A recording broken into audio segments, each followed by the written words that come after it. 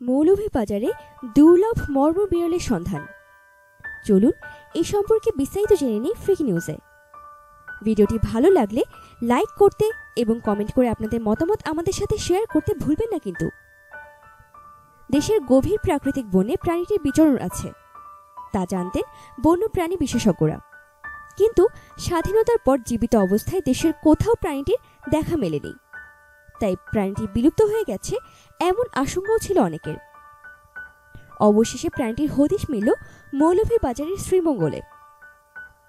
প্রাণীটির নাম মর্মর বিড়াল বা মার্বেল ক্যাট, বৈজ্ঞানিক নাম পার্ডোফেলিস মার্মোরাটা। ছোট পাখি খায় বলে সিলেট অঞ্চলের প্রাণীটিকে ছোট পাখি খাওড়া নামে ডাকা হয়।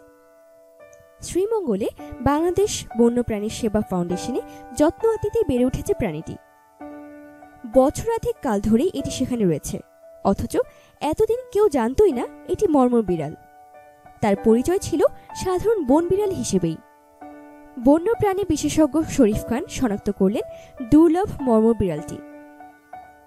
বন্যপ্রাণী সেবা ফাউন্ডেশনের আসার আগে প্রাণীটি ছিল ভারত সীমান্ত ঘেঁষা আদিবাসী খাসিয়াদের দুর্গম গ্রাম নিরালাপুঞ্জিতে।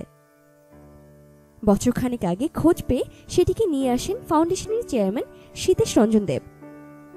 তিনি জানান, নিরালাপুঞ্জিতে আদিবাসী খাসিয়াদের কাছ থেকে তিনি বিড়াল ছানাটি পেয়েছিলেন।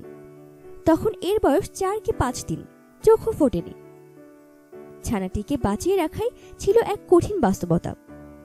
প্রথমে ড্রপার দিয়ে গরু দুধ খাওয়ানো হতো, কিছুটা শক্তপোক্ত হলে দুধ খাওয়ানো হয় ফিডা দিয়ে।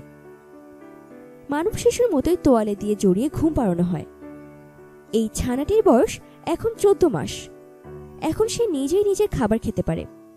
পছন্দের খাবার কবুতর বা কোয়েল। ছোট পাখি খেতেই বেশি পছন্দ করে সে। 2-1 মোরগও দেওয়া হয়েছে। নিশাচর এই প্রাণীটি গাছে থাকতেই ভালোবাসে।